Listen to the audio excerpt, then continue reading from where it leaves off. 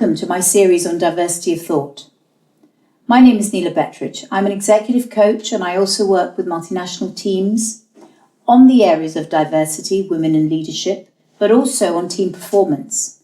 I hope you really enjoy this series with these really interesting speakers, all talking about their different takes on diversity of thought. Hope to hear from you soon.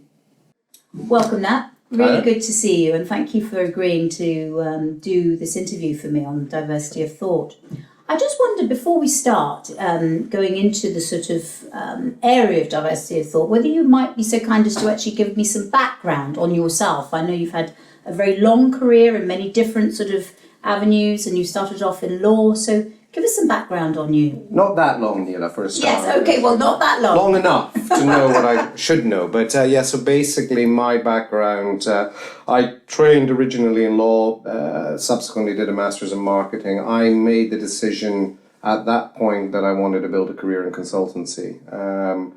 If I'm really honest, perhaps not absolutely clear at that point what type of consulting would suit. And through a number of iterations, I ended up working in the headhunting world. So today I operate as a senior client partner within Korn Ferry. My focus very much is on the consumer and healthcare intersecting worlds. And of course, leadership and what good leadership looks like is part and parcel of my day-to-day activities. And equally within that, the question of diversity and what diversity really means is a critical consideration. So yes, I look forward to exploring the opportunities inherent in diversity of thought.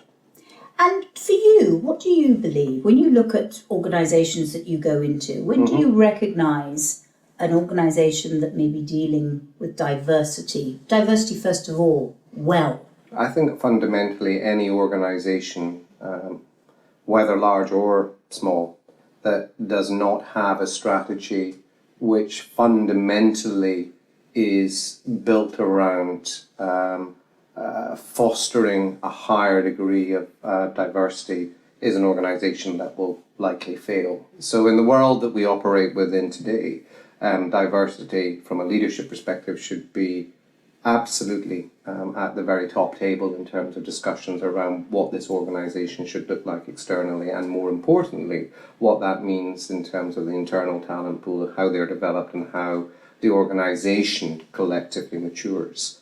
So I don't think you can separate good business from diversity any longer. The two are absolutely hand in hand. I have some interesting questions around what diversity really means, yes, and how that needs to evolve in the world that we live in today. I think mostly from an executive search, headhunting standpoint, when we speak of diversity, yes, it is still predominantly a discussion around gender diversity, not least because we haven't overcome the systemic bias and lack of gender representation at board level. But I think as things evolve, we need to look at diversity in a much broader context. And within that, ethnic, sexual, all of the other diversity considerations should start becoming much more part of the discussion. And in certain pockets, you see that already. yes. I think like a lot of things in life, the US is typically a little ahead of the curve. Yes. We're still, as I said, very much struggling in the UK to ensure proper gender diversity within the UK boardroom, but the US is by no means perfect. It's just that things have moved a little bit more quickly, and some of that has been through a process of positive processing around the whole diversity question, and that may well continue. Thank you. And actually, I just want to share with you something. I actually ran a board session about probably a couple of months ago. And we had some very senior people there. And one of the things that really came up in this session was around how to ensure that when the lists were put forward to them by headhunters, that diversity was actually represented.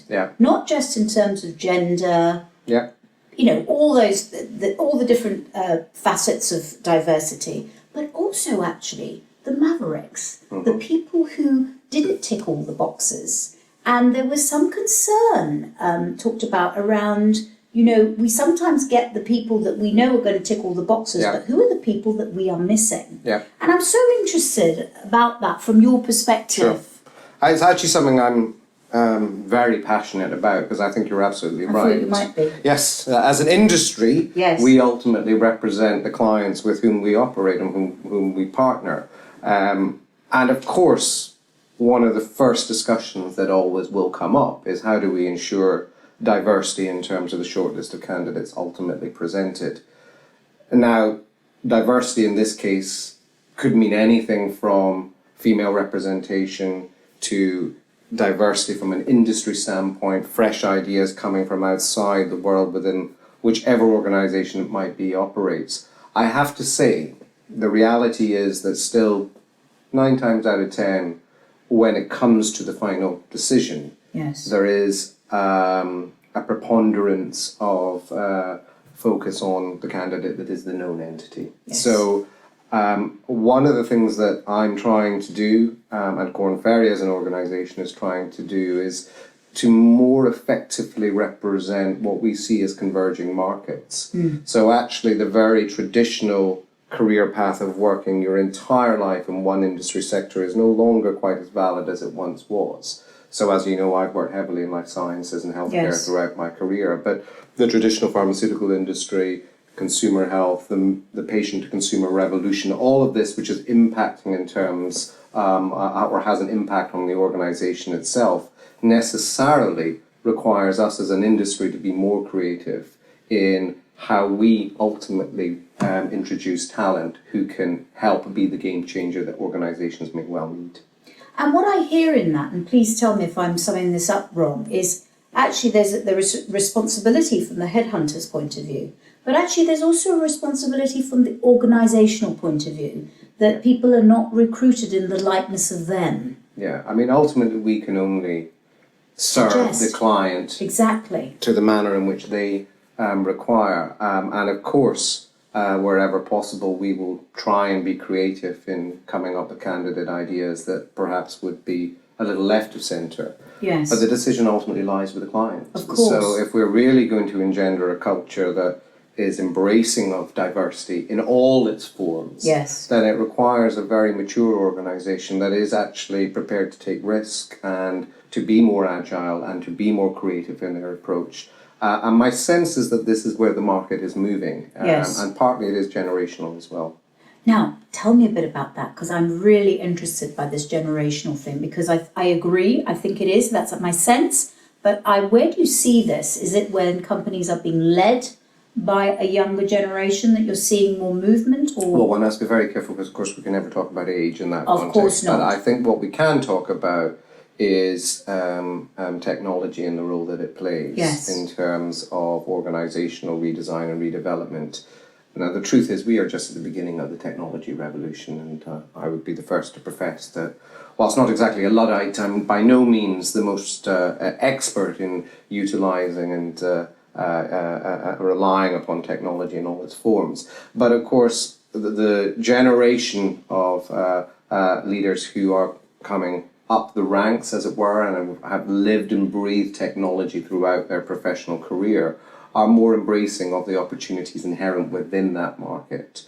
So if you look at digital as one area, an area where I happen to do a lot of work, mainly in the digital health space, the reality is at the very top of the tree, most of the CEOs, most of the board will not necessarily have grown up in a world of that digital revolution. And consequently, some of the change associated with the business and the strategies deployed, quite difficult to easily understand and articulate.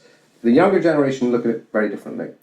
And health is a very interesting area when you think about this, because if you look at the convergence of healthcare and technology, it's very clear that that can only accelerate, not least because healthcare is significantly behind the curve in terms of its adoption of new technology. But that is partly a generational thing. I mean, we all remember our family doctor who everything was handwritten or dictated. So using an iPad to input clinical data or medical data on patient, that's relatively new, but it's happening. Yes. and it can only accelerate. And the potential ramifications from an organisational standpoint are enormous. They really are, whatever the sector. So that's an area where a willingness to think a little bit outside of the box, to recognise best in breed or best in class is probably not within your sector, then you look outside and that brings diverse thinking and fresh ideas. And this concept of diversity of thought, you're obviously familiar with it, or you may not be, but actually instinctively when you think about something like diversity of thought, what do you think? You've got insight into many of the organisations that you work with. Where do you see this actually playing itself out, and what are some of the benefits that you see, and what are some of the downsides that you see? Well, I think the data is pretty clear on this now, that those companies with a more diverse representation on the board tend to perform better within market. So there's little doubt in my mind, or indeed in terms of empirical evidence, that having diverse representation is good for an organisation. A lot of this has to come from the top, though. Yes. It needs to come from the chairman, it needs to come from the CEO, and it then needs to cascade and filter across an organisation. But I think that there is still a lot of work to be done to ensure that diversity in all its forms is represented across an organisational hierarchy. And I do think part of the issue has been that we've moved from a very low base, of course, Yes. where 90% of senior executives were white male. That's just a fact. Yes. To a world where we were trying to facilitate a higher level of gender representation, making some moves in that direction. But interesting, the LGBT, for example, as a community, massively underrepresented in terms of Yes. board representation in the US, or indeed, in fact, very rarely does it come up. Yes. It's never raised. And that's not to say that a gay or lesbian leader is necessarily going to think differently to a heterosexual, but it Of course not. nonetheless is an indication of ideas that sit outside what Yes. might be perceived as the norm. And that's good for an organisation. I really believe that strongly. Yes. And when you think about diversity of thought in action, if you like, in the marketplace, are there any initiatives, NGOs, organisations that really epitomise this for you? And have you come across anything new recently that you thought, that's interesting? Part of the trouble, I would say, yes on the one hand, Yes. no on the other. Part of the problem being that, like it or not, diversity still seems to be being represented in individual boxes. Right. So you Tell will me have, a bit about that. So you will have groups who are there ultimately to represent the voice of the LGBT community, or of the African American community in the US. I think what we need to be doing is getting to a point where actually that kind of diverse representation is just standardized. And I haven't yet seen many, and it's difficult because ultimately focus groups and politicized bodies clearly are going to have a voice that they're looking to represent. Yes. And there isn't a collective that Yes. pulls it all together. Interestingly, one of the industries that can very much be on the front foot in this regard is the search industry, because we are ultimately the sector that will typically be asked to present the shortlist of candidates for a given senior appointment. So in fact, there is, in my view, a responsibility on our shoulders to ensure that we help driving the diversity agenda in a much more proactive manner. And that actually leads very nicely on to my next question. I mean, actually, what you're about is leadership, aren't you? You look at leaders every day and you place those leaders with the right organisations. Mm-hmm. Not only for yourself, how would you go about actually enhancing a diverse approach to work, life and play, but also in the leaders that you may be placing? Mm-hmm. What kind of conversations are you having with them around this diversity of thought piece? Interesting question. The extent to which a direct conversation would be had around the criticality of diversity from an organisational standpoint, when we're interviewing a candidate or indeed when we're meeting with a client, it doesn't happen that often, surprisingly. Yes. What may be requested is that we ensure that the shortlist has representation, whatever that representation might look like. But in terms of the leadership qualities that go hand in hand with diverse thinking, I haven't seen a lot of evidence that is something that is regularly under discussion right now. Part of the reason, of course, is that if you look at what we do from an executive search industry standpoint, a lot of it is, like it or not, somewhat transactional. So a business will be looking for a VP, an SVP, whatever it might be. There's an urgency around that. We need to find somebody. So there's, because of the necessity, less opportunity for strategic thinking around what do we want to look like in 2 or 3 years, and therefore what is the person that we need to help us on that journey. Now that's not to say it never happens, but very often the reality of the circumstance requires a very quick turnaround. And I think there are sometimes competing pressures there, which mean that the diversity question perhaps is not prioritised as much as it should be.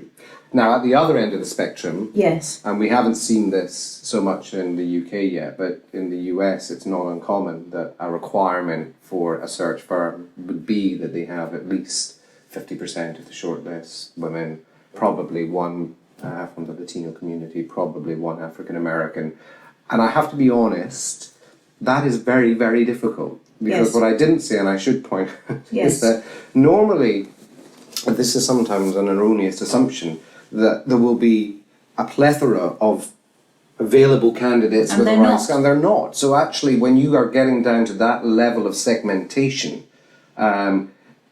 it becomes difficult to ensure that you are getting the very best talent for a given role. So there are multiple competing pressures and interests within this. But I do recognise that we probably need to do more as a society to ensure diversity in thinking and representation from an organisational standpoint, because we are only some way through a journey that has a long way to go. Exactly, and it is very complex because diversity of thought is actually also a lot about the way we approach things, the way we hear things, the way we listen, our acceptance of others, whilst then having heard everything, actually how then do we move forward and make a decision? And of course, in many of the multinational organisations that you're working in, they're incredibly global, they're very, very complex, and that need is ever more rather than less. And so it's an interesting conundrum, isn't it, that? Yes, and of course there's massive difference between how organisations are run, and a lot of that derives from the leadership style from the top. Some organisations will have a CEO who is much more prescriptive than others, and that clearly is then devolved across the organisation. I don't think it's appropriate to talk about individuals at this point, of course not. You and I will both know individuals who would fall into that category. Others have a much more delegative or devolved culture where everybody has an equal voice. The Scandinavian way, effectively. These generalisations are sometimes a little too broad. But the fact remains, a lot of this does come from the top. But you're absolutely right. Because these organisations are now so global and so complex, with multiple competing interests, and like it or not, the nature of a shareholder model wherein you have quarterly reports and accounting to be made, short-termism. It inevitably encourages a level of short-termism, which can have a deleterious impact in terms of longer-term strategic planning and thought. So as a headhunter, you're recruiting, you're really selecting the leaders of tomorrow or the leaders of today and putting them in some small organisations, but some very, very large organisations as well. Where do you see the future in terms of, what's available? What are the key issues that you see facing your industry? The leaders that you see? And actually, diversity of thought is almost like a layer above, but it links to it, doesn't it? It's all part of the same. It's all part of the same thing. Where do you see it? Well, I get asked this question a lot from candidates, and there is still a nervousness about moving from a very large blue chip, for example, to a less established or less well-known mid-size or small company? Will that have a damaging impact upon my longer-term career horizons?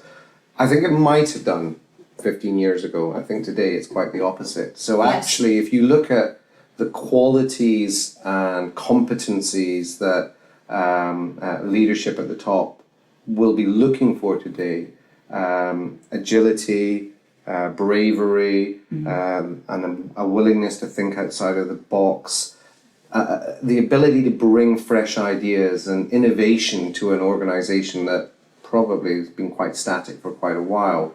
All of that necessitates experience from more than one environment. Yes. So in contrast, what I would probably be saying to somebody is, if you've been in the same organization since graduation, 15 years, you run the risk of being institutionalized, and therefore that limits your options. So small, big is less the issue. I think the bigger consideration is evidence of a willingness to take risk and to be successful as a result. And we can't lose sight of the fact that success ultimately, of course, is going to be the number one consideration in anything of this nature. But how that success is demonstrated, I think, is an equally important factor.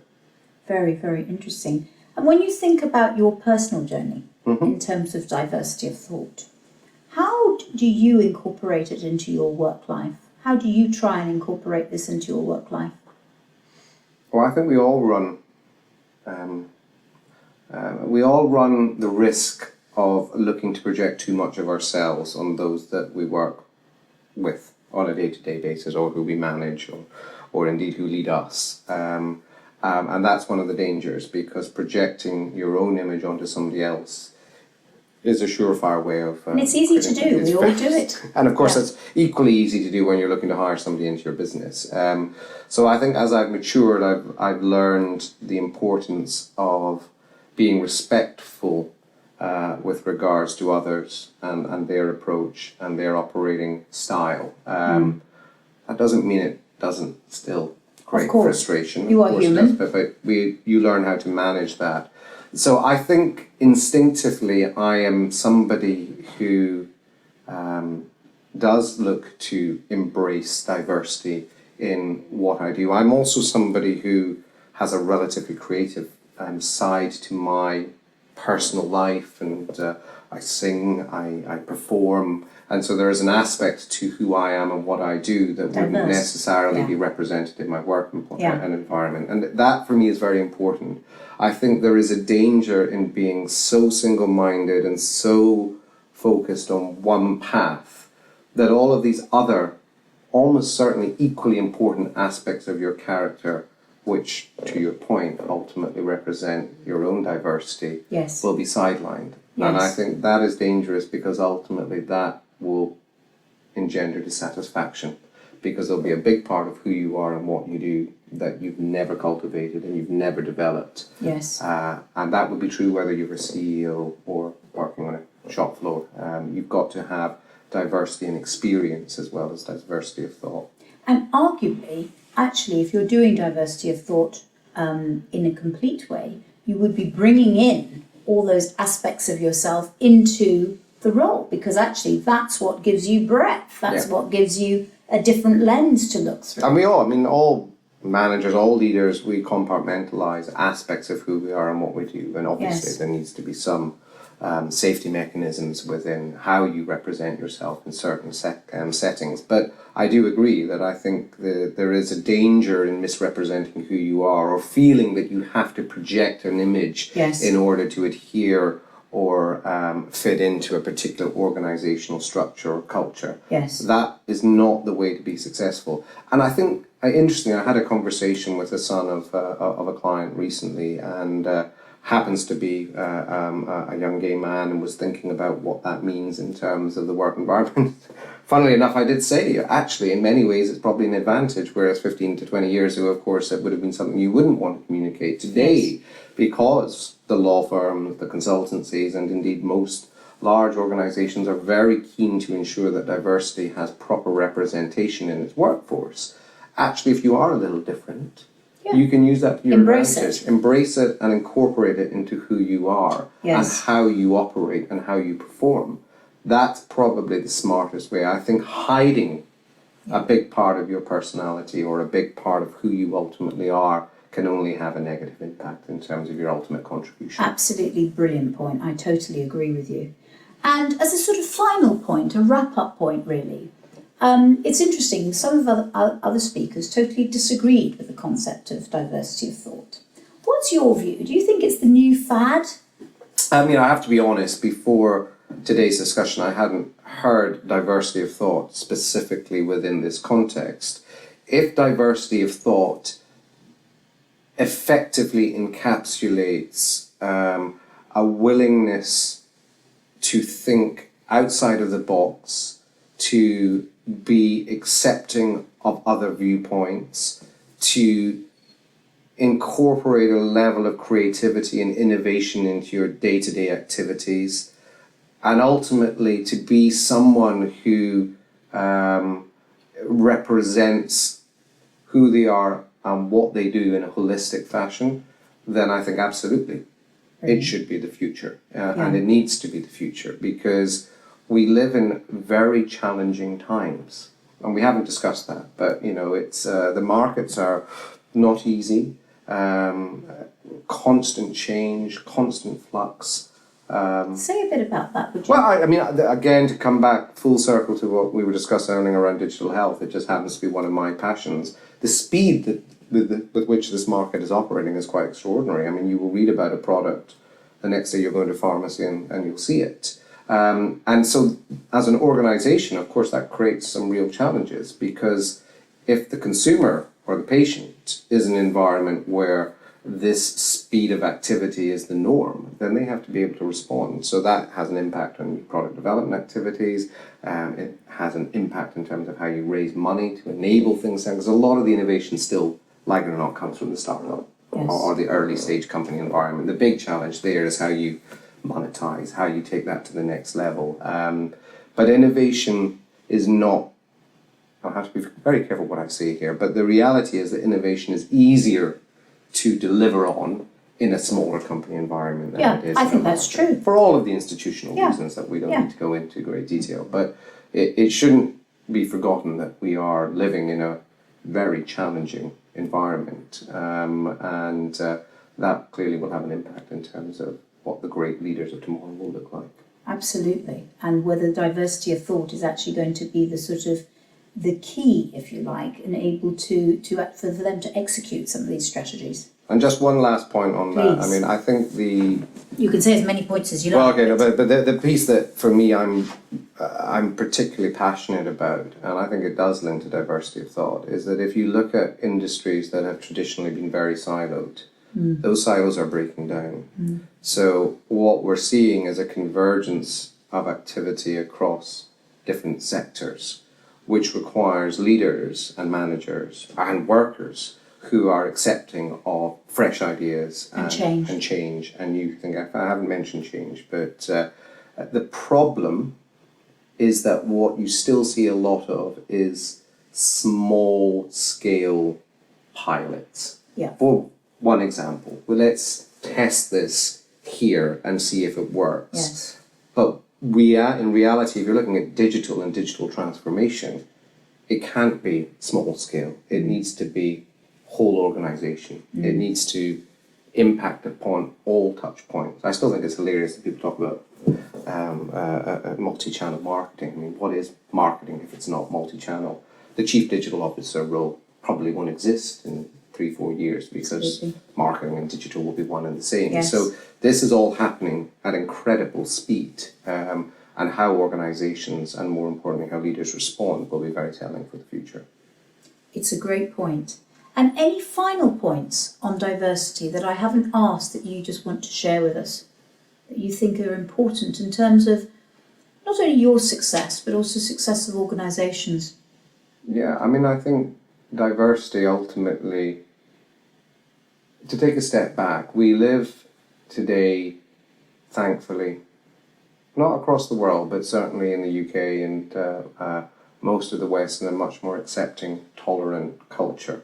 although what's happening in the US at the moment may make you question Well, I was just about to say, how deeply ingrained that tolerance in actuality is. The fact remains, yes. Many of the freedoms that many of us have fought for over years have been achieved.